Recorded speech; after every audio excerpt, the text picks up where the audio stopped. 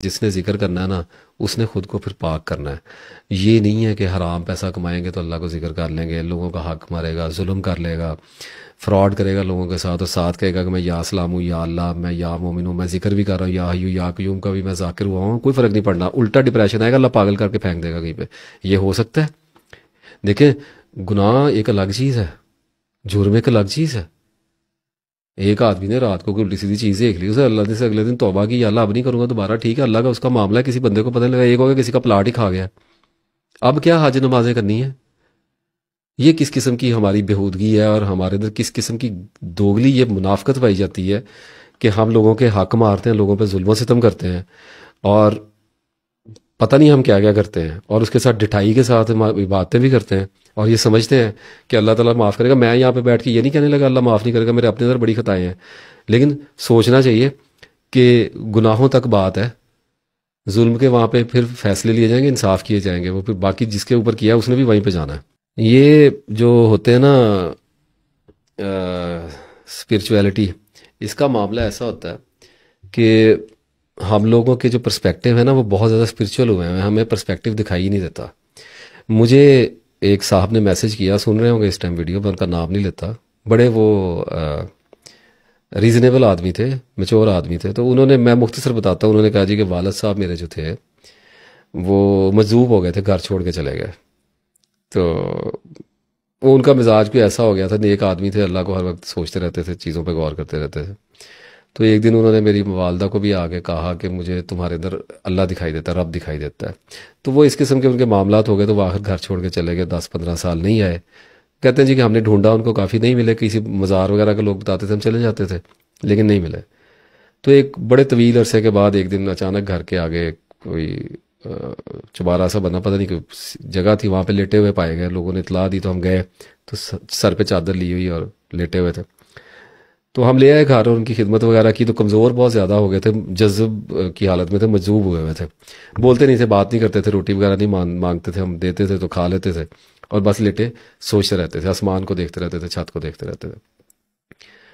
تو ہوا یہ کہ 3 سال زندہ رہے، اور ایک دن ہم نے سردیوں میں ان کو نہلایا اور چھت پہ دھوپ میں بٹھایا، تو نیچے آئے ہم کسی کام سے، تو وہ وفات پا گئے. تو اب بات یہ کہ وہ صاحب کہنے لگے کہ مجھے ہو گئے، میری عمر ہوگی 40-45 سال شاید ہو گئی تھی، تو اللہ نے مجھے بڑا نوازا، مجھے دیا بڑا کچھ، میں اللہ کو یاد بھی کرتا ہوں، ذکر تسبیح بھی کرتا ہوں، عبادات بھی جو جتنے دامے در میں سکھنے میں کرتا ہی رہتا ہوں.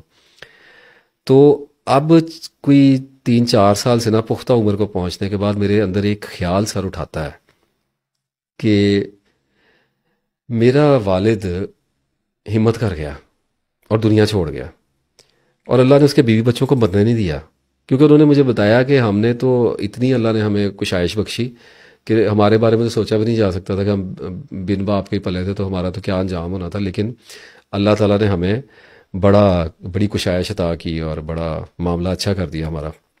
تو وہ کہتے کہ میرے ذہن میں یہ آیا، کہنے لگے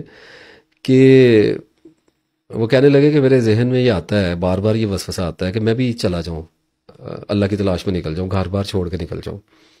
تو بڑا میں نے اس سوچ کو دبایا، لیکن میرے اندر بار بار یہ لاجک، یہ دلیل ایک آ گئی ہوئی ہے کہ اللہ نے تیرے باپ کو رسوا نہیں کیا، تجھے پال دیا، تجھے نہیں مرنے دیا، تو تیرے بیوی بچوں کو بھی اللہ سنبھال لے گا، تجھے کس بات کا ڈر ہے، تو ہمت کیوں نہیں کرتا.